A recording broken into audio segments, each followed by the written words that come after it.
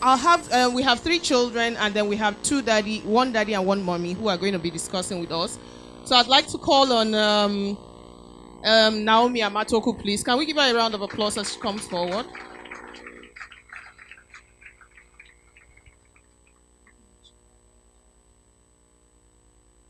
Okay, can I also have Chim Amanda? Can I have Amanda Ugochukwu? Thank you.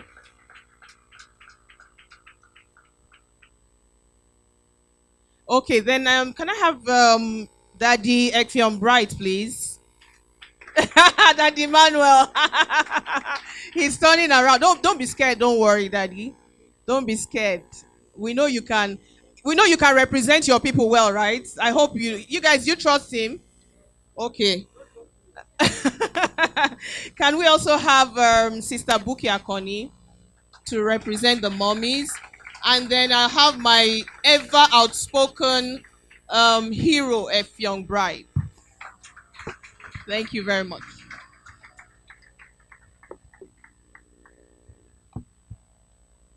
Thank you very much. Yes, you're all welcome. Thank you very much. So, welcome everyone. Please prepare your questions as we're going to take one or two questions from the audience once we're done.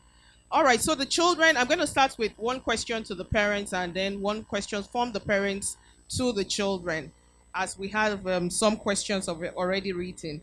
So, because I like to honor my children, I'll start with the children. And the children have asked me to ask mommies and daddies, why do you send us on errand too much?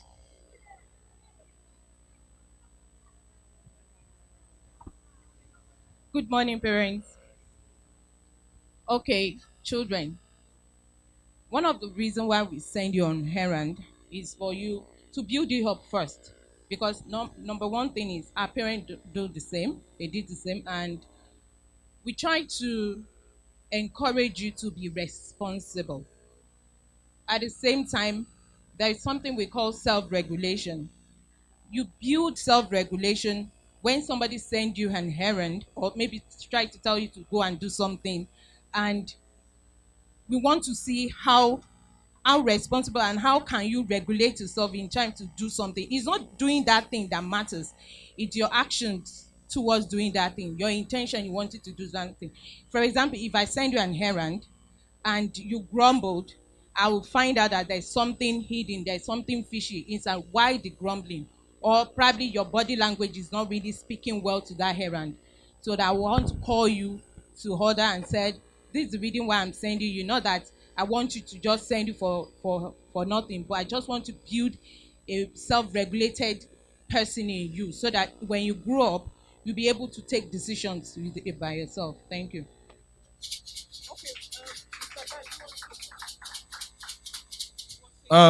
If we don't send you, who should we send? My father, my mother sent me. I asked the same question. Don't worry, someday you too, your children will ask you the same question. But as the bookie has said it all, we love you. You learn on the job. When you do things, we send you on errands, you do it. You learn experience. So you learn how to sweep. You learn how to cook certain things. When you grow up, it's not new to you. But like I said, someday very soon your children will also ask you once you become parents too. Thank you very much. Thank you. I like that answer. So, children, what they are saying in essence is that they are helping to build you up. Okay. So the next question is for the children from the parents. It said, and they want to know um, why you guys find it difficult to run errands. So you ask them why they send you on too much errands. Now they're asking, why do you find it difficult to run the errands that they have told you to run? Yes, Amanda.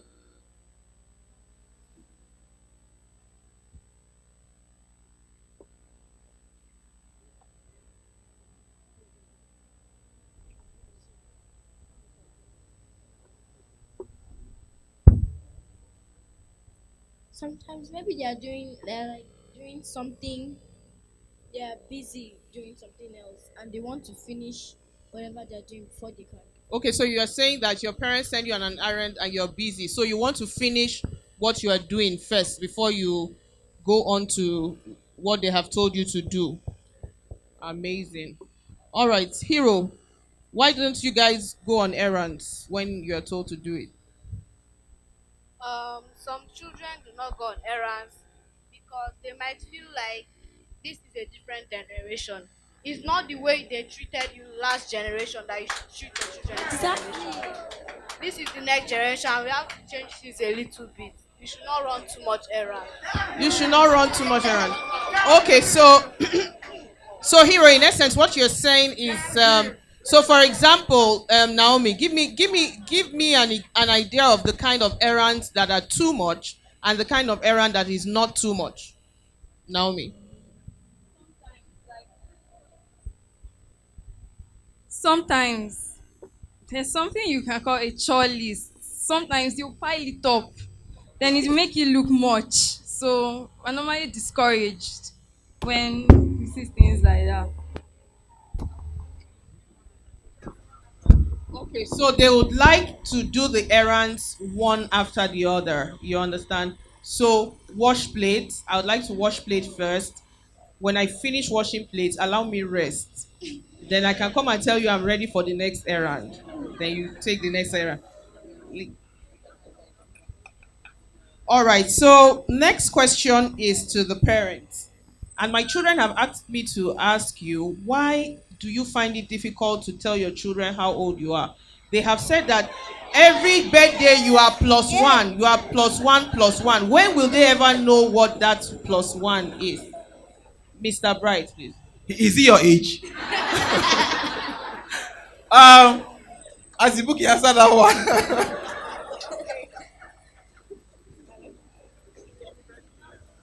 And okay, I don't know why some parents find it difficult to tell their children their age.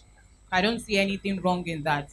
But for parents that are hiding their age, I don't think they don't want you to feel that, oh, mommy is getting old or daddy is getting old, or they don't want you to go and tell your friends at school. Probably, but I don't do that, so I won't be able to. Okay, is there anyone that wants to answer from the audience? Pastor, please. Why don't parents tell? I want Pastor to help us, please. Why don't parents tell children their age? Is there a psychological Well, problem? I don't know why that should be. If you wanted to cover your age, obviously not from your children. You know, we had um, um, such a problem when they wanted to bury my grandfather. Nobody knew his age, and not because he hid it, but because in those days they didn't keep records. So they not so that when they want to bury you, you are not ready to die in Jesus' name. None of it, but they should know your age, and then they should be able to say, "Daddy at 50 had accomplished this much." So me by 40, I should accomplish much more. They should have that kind of pull or push through life. I think we should tell them our age. All right, thank you very much. So, children, when you get home, it sees that they are here and they will obey Pastor. That's why I asked Pastor that question. They will obey. Pastor has said they should tell you their age. So, oh, there's one girl pointing at me here. Whether I'm guilty, I don't even know. All right, so this question is for the children from the parents. And they have asked me to find out why you prefer watching television to reading your books. Why do you prefer playing games and watching television to reading your books and Bible? Yeah. Why? Naomi. Sometimes children are inclined to watch television when there's nothing to do at home or are bored. Well, you have your books. So are you saying your books are boring? Sometimes. Oh, wow. Okay, Hero, you want to say something? I feel like some children think books are boring and they really want to do something lively with other people, maybe online or offline. They just want to look for a form of entertainment. They feel like reading a book. What is the use of reading this thing on a piece of paper? And some books are funny and some books are not. So that may what will push them to watch television all the time. Books are not funny. Yeah, I get you, right? Amanda. Television is just interesting. But if you were to watch like learning on the television, it would be better. Okay, so you would like your parents to put your books. So if they put your books on television, you will read. Oh, mommies and daddies, please put the books on television. Sister Buki, you have something to say to that? Okay, sorry. I want to show the children something. I have the reason why they love to watch TV rather than reading their book. I have a model of the brain here. So most of the things we do to our children.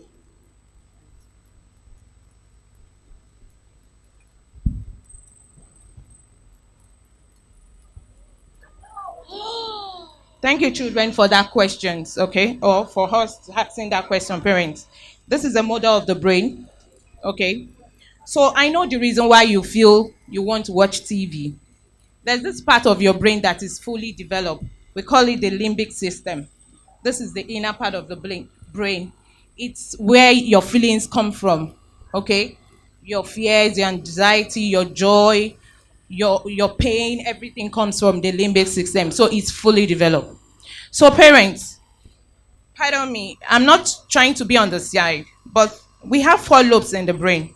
Okay, we have the frontal lobe, we have the temporal, the perennial, and the occipital lobe. This is where what controls your vision and your sight, their sight. So the frontal lobe is not fully developed; it's maturing. Okay, so this frontal lobe, what it does is it's make them make good decision, good judgment, what to do, plan, is not developed yet. And what is fully developed is what they are feeling, the limbic system. And that's why they feel they want to do something interesting. They feel, you can hear Hero saying they feel like it's their feeling. But what make them make good decision or I need to do this thing at the right time? The frontal lobe, it is behind the forehead. It is not matured yet.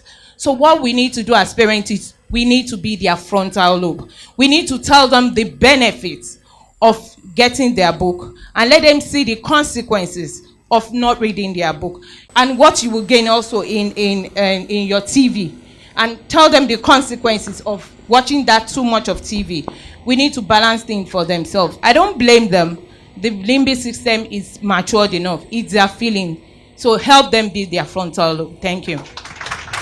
Okay, so you've heard that, parents. Help them be their frontal lobes. Another question quickly that they have asked me to find out is, why do you spend a lot of time on the phone? Who said Why eh? do you spend a lot of time on the I phone? okay, so on behalf of the parents, we partially apologize. But you Partial, we see, don't want. partially, I'm partially because 20 years ago, we would have been at the office. Maybe you wouldn't have seen, but our phone is basically our office. You see that school fees we pay on time. Eh? Part of the money comes from that. So we apologize. We know we ought to spend more time with you, right? To drop the phone and give you attention. But at other times, some of the calls are that critical. We need to speak to friends, we need to speak to colleagues, and that's basically how it runs. But we'll do better. We'll do better. Okay, and again, to buttress what is said is what one thing children see is they see what we do. Like I said, this occipital lobe is what controls their vision and their sight. It has more 80%. It's stronger than every other senses. Their sense of sight. So what they see you do, you are what probably they don't want to know whether you are on a business call or you are doing business on your phone, but they see you on your phone. So when you now tell them go and get your book, they can't correlate the two. So most of the things they see you do, they will want to question it because their occipital lobe is very, the neurons there is very, they fire more. So they see what you're doing, and sense of sight is 80% powerful than any other senses in the body. So we need to watch what we do. Even if you are on your phone, probably you need to tell them, I'm on a business, I'm doing business on the phone, and let them see the reason why you are doing what you're doing. Don't just let them feel like you are just playing on your phone or chatting with friends on phone. Thank you. Thank you very much. Okay, so I'm expecting questions from the audience, just like two or three questions. One more question for the children quickly before we go to the audience. The children, parents have asked me to ask you what they can do to make you proud. They sense that some of you are not excited, or you got some issues with them, eh? So what can they do to make you proud? Yes, Naomi. I feel they should give us a little more freedom than we already have.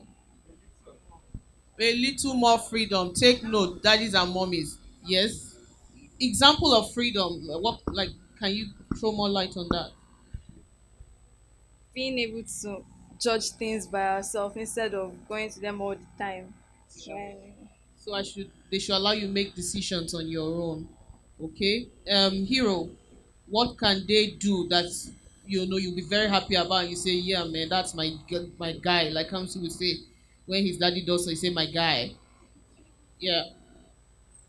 Um, something they can do to make us feel proud is just to let loose a bit. Hero, Just, hero. just, Excuse me, sir, you're a panelist. Excuse me.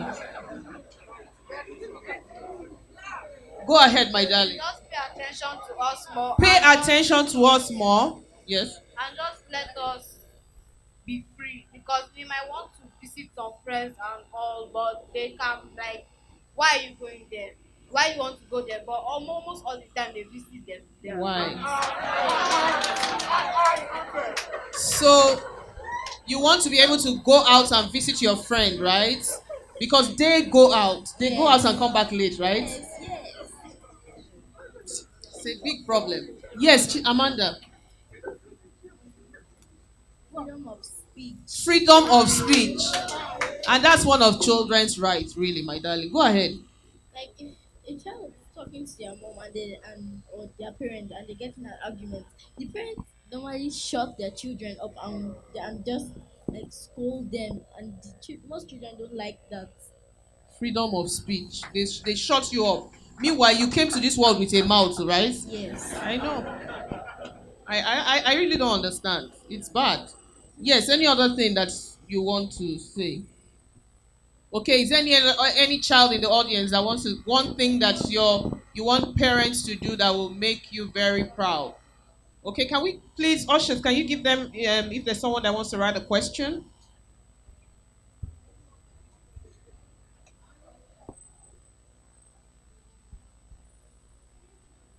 Okay, is this from a parent? A child. All right, amazing. Okay, so I have like 4 questions, and anybody from the audience who may want to answer, apart from the panelists, are free to do so. One, why do you complain? Why, when we spend time on the phone? You guys already spend time on the phone, but you now complain. Is that not hypocrisy? You are now complaining when we now spend time on the phone. Very bad.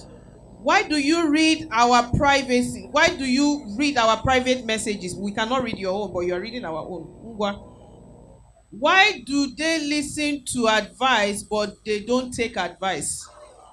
You want us to listen to advice, but you don't take our own advice. Why? Tell us. Yes, Mr. Abraham. Yes, Sister Buki. Okay. Okay, the first question says, why do you complain that we spend time on the phone and you guys also spend time on the phone? Is that not like hypocrisy? Okay, I get it. So most parents that does that, please, we need to stop it. Okay, and children, the reason why they complain is that, like I said, they need to be your frontal lobe. Sometimes you do things in excess, and they need to really try to create that curtain and create that boundary. You don't need to do it in the excess, because one thing about the brain is your brain is still developing. What you do over time continuously, you form a habit for it and it becomes addictive, and that's the reason why they complain. So you need to know when to stop and when to do something. You need to know what to do at the right time, and that's why they complain. They want to build your frontal lobe. They want to help you see that this thing, if it's getting too much, is not good for you. Okay, Pastor wanted to say something. Yeah, she said part of what I wanted to say. It's important that a Children, child, please pay attention. Children. listen to this. It's important that as children we should know that this person standing before me, my father or my mother, like she said, their frontal lobe is much more developed, meaning their capacity to make accurate judgment is very high. But you, she said, that you rely on your feelings. And in life, if we go always by our feelings, we will certainly fail. So, you may not know the reason why he doesn't want you to step here. He wants you to remain here. That's your parent. But sometimes just go ahead with it because he knows much more than you. I don't know how to say, just like us and God. Sometimes God says, resign that job and start this business. And you're wondering, I've just been promoted on my job. Meanwhile, God, He sees everything, has the bigger picture. In fact, that's a better way of putting it. Your parents have a better and a bigger picture per time. So when they're saying put in effort there, put in less effort there, or don't put in as much attention here as here, it's because they have a bigger picture. They know better, actually. So as children, if you realize that, sometimes it may be painful, oh, and then you just go ahead and obey it. On the longer run, you'll be happy that you did. Okay, just to balance out what Pastor has said, I think that again, there should be some form of communication. This generation is a generation that we need to be able to speak with them. You know, in the past, you would sit and on that your parents will sit, like I'm trying to use an illustration, you will sit and your parents are high above there, but now we sit together. Like the Bible says, come, let's reason together. So I think what my children are saying is that they want to be able to reason with you, you understand? So when you use one hand to correct us, you use the other hand to also bring us back. All right, Pastor IT has a question Well, question or a and contribution. first. All right. So, contribution first. I would like to say to the children that please, whenever it looks like you say something and then we take our own and we don't act on what you say or we make our decisions sometimes without following your suggestion, you must understand that just like the brain illustration that we have here, the way what you are using right now is at the back. So what you are using more right now is at the back and is actually in the past and in the present. But what we are using is in front. So God knows why He positioned it there. This is more into the future. So when we make decisions, just like Pastor said, we think about yesterday, today, and tomorrow before making that decision. But you think about yesterday and today, and you don't know everything about tomorrow yet, even like we don't know too. So we need to remember that. But I think as parents also, we need to learn the habit of deliberately saying, this is why I'm not going by what you said. This is why I'm not doing this. This is why I am doing this. We have taken that. So I have a question. Naomi said, we don't like it when you put our chores together, break it down. But what happens when I tell you to do something and you forget? Or you just don't do it? And I realize I have to say that thing two, three times and it's still not done. And then I end up shouting and you're blaming me for shouting. So please, what do we do and why is it so? All right, Amanda wants to say something. Let me they tend to forget, so don't blame them. It's still this thing, the brain. What you need to do is probably get a sticky note for them or put it where they can see it. Okay, do the chores. The children needs a reminder rather. Say it over to them. So if you don't want, and sometimes if you get angry, why you get angry or complain too, you flip your the limbic system is in the brain. I can do a hand model of the brain. So this is your cortex. So when you don't calm down, you flip, you allow your limbic system to take over, and that's why you get angry. So you need to reason with them, and they tend to forget. So get a sticky note on where it is so obvious in the house that they need to do this, and they need to set a reminder for them, and they will get to do it. Make it fun for them. Get a colorful sticky note, makes it fun for them, and they will get to do it. All right, thank you very much. Just to add to what Sister Buki has said, I was at a training, and the first thing that was a parenting training in my school, my children's school, and the first thing the trainer said was, everybody, don't think of jollof rice and plantain with chicken. She said, don't think of it. And then she asked us, what picture are you seeing in your mind? And everybody said, I'm even seeing firewood jollof rice with moi moi and this and that, you know. So a lot of times you tell these children, don't, you know. And just like she was explaining, a lot of the times their brain is not that developed to take as many instructions as you are dishing out to them. So they have said, okay, give it to us. I would like you to go and do it. Not do not forget. You know, so I'm trying to consciously say, instead of saying, don't forget to close the door. I would rather say, she told us to put it in a little way that helps them, because their brain, when you say do not, they are actually going to do that thing. And she told us to try it out. So get home, tell your child, do not forget to wash the plates. You come back and you find out that that child didn't wash the plates. Yeah, Because so, that's what yeah, the brain is. to butcher what she's saying, the brain doesn't take the don't. So Yeah. when you say don't forget, the brain only take forget and remove the don't. So yes, you can check it out. So what you need to do is remember to close the door. Remember, put what you want them to do to do. Remember to do this. Remember, don't say don't forget. The brain doesn't take negative. It will take the others. Thank you. All right. Okay. Pastor Uche has a question. It does seem that the brain in description is Canada brain, because Abaraka resets and that don't will enter in it. That's on a lighter note, actually. I wanted to touch on the second question that I don't know who it Yes. came from. The Why internet. do you? Our privacy. You understand? They say The that pri- you invade their privacy, So I but you want to don't know allow what them. activities they carry out on the internet, and I don't allow them access into Your my own privacy yeah. on the internet. I also think that for all of us here who are adults, dads, and moms, the internet is a very dangerous place to start with. It's I wouldn't know what to say right now. It's an act of God sometimes that we, your parents, do not get carried away by the things that happen on the internet. If you have been listening and following trends now, on the internet, even adults are kidnapped. Somebody just calls him and her and says, you know what, there's XYZ going on somewhere. Can you come? An adult, a big man, a big woman, rises and goes. And the next thing we read again on the internet is this adult has been caught and killed and maimed, and all of that. They are kidnapped. So because we are your custodians, God has given you to us to nurture because of an assignment he has. We are careful. When you have something that is very treasured, you are careful how you expose it. And so that's why, and with all of the analysis that has gone on here, you currently work on a lot of feelings, and so that thing can be very excitable to you, and you're not able to process the pros and cons, the dangers that might be inherent in it. And so we want to be careful that we do not allow you exposed to things that will hurt you in the long run. Thank you. Thank you very much. All right. Pastor. I just wanted to say 30 seconds. It's very important that you understand that we actually love you. You came out of us, so we won't do anything to hurt you. I'm sure you are aware of PG, parental guidance. It's not restricted to games and television. There has to be PG within the house. There are things you'd see that will affect your mood for a day, some for a month, some for the rest of your life.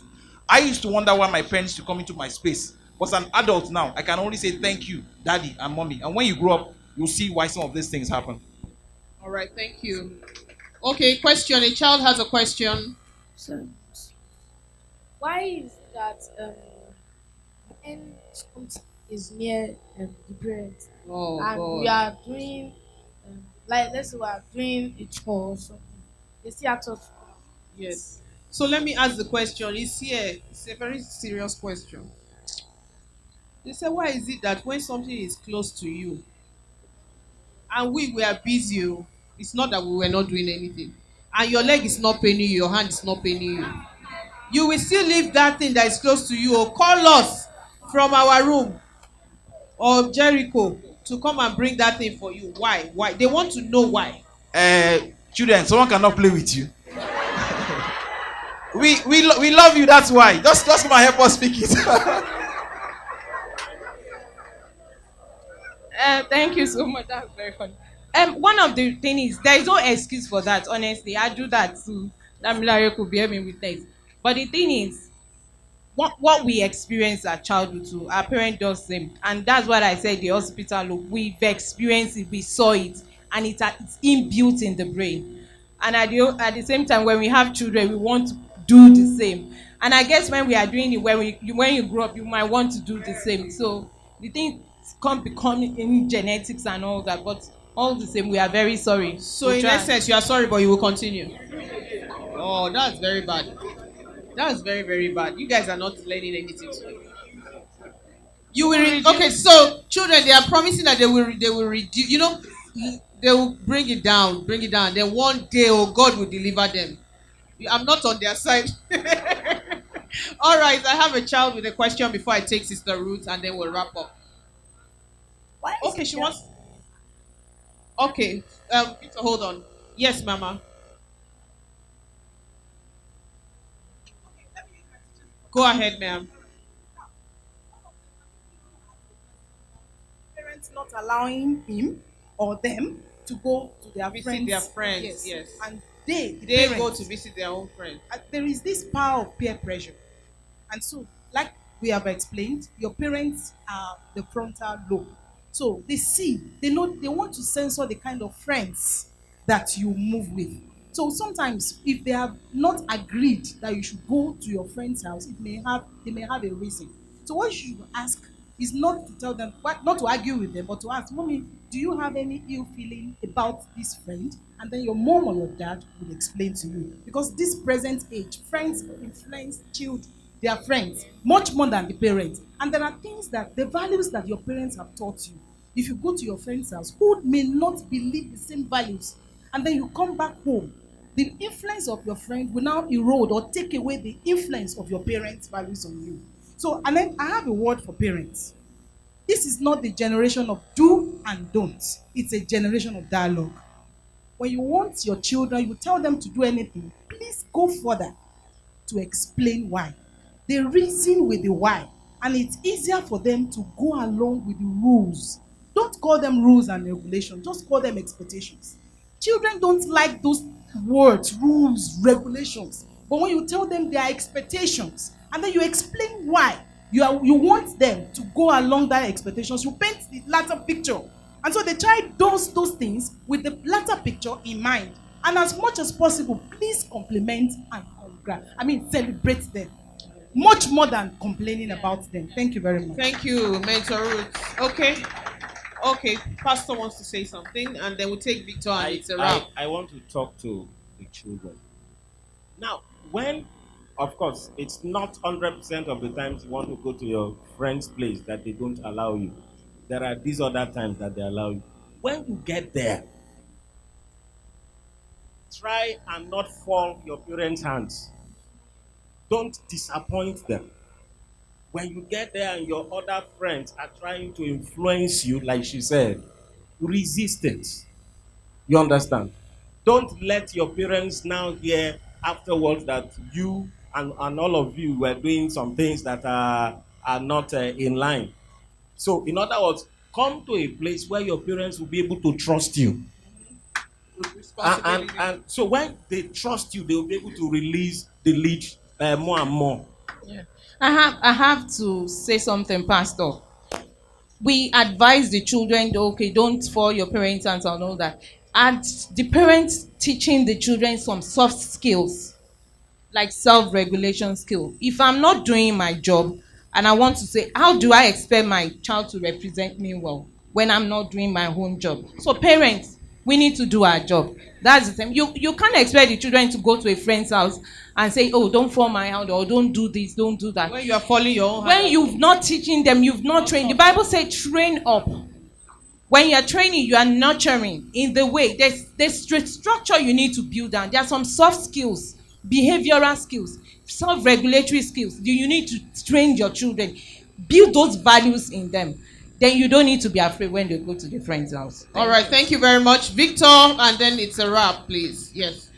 it that parents give children the opportunity to what they want to be in the future? They don't give children the opportunity. opportunity. I don't think, are they headstone parents? If they are, we need to flog them. It says, why is it that parents don't give children the opportunity to be what they want to be in future? It's a...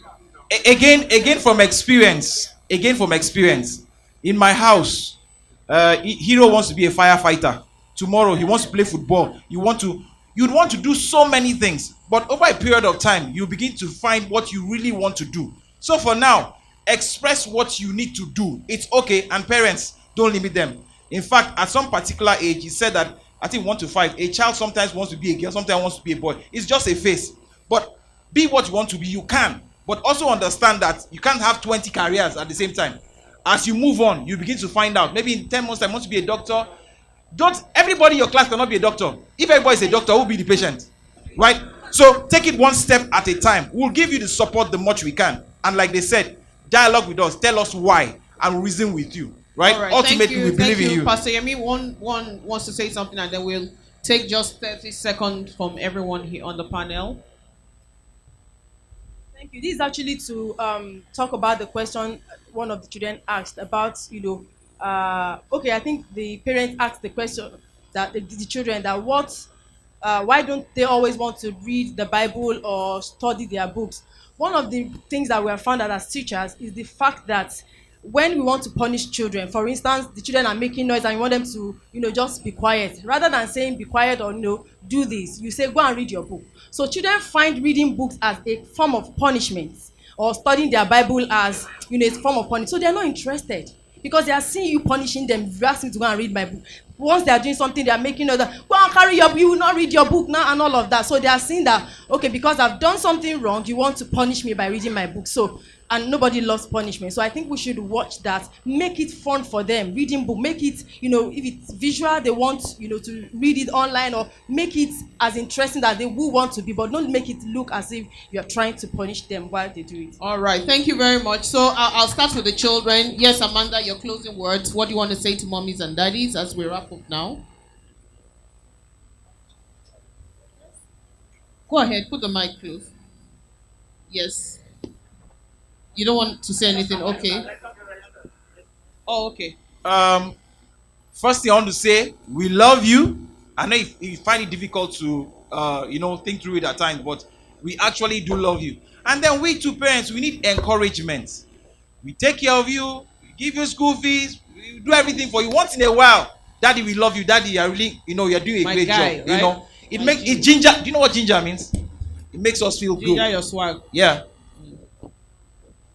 Okay, my advice to children is allow your parent to help you. So allow your parent to train you up. And also, like Mentor said, dialogue with them. Let them ask for reasons why they want you to do some things. Ask for reasons. I promise they will not flog you or they will not shout at you. Please, parents, let's control the anger and all. Thank you. Okay, thank you, ma'am. Naomi, what do you want to say to parents? I want to say that parents should reduce their flogging. Okay, reduce the flogging. You'd rather have them dialogue with you rather than flog you, right? To talk to you. Yes. Hero, what do you want to say in closing? Say that once again, this is not your generation. It is our generation. Because your parents treated you that way doesn't mean you should treat us the same way. It is not a must that you must treat us the same way. If you want to become something in future, at least encourage us. Get the equipment you need for us to become that. Oh, my goodness. Thank you, Hero. I'm sure they are listening to you. Yes, Amanda. We love you all and we want more attention. Okay, Amanda says we love you all and we want more attention. Thank you very much. Please give it up for my children. Give it up for the panel. Thank you. You may take your seat. Ladies and gentlemen, I want to appreciate everyone, mommies and daddies. I know that we have learnt a lot this morning.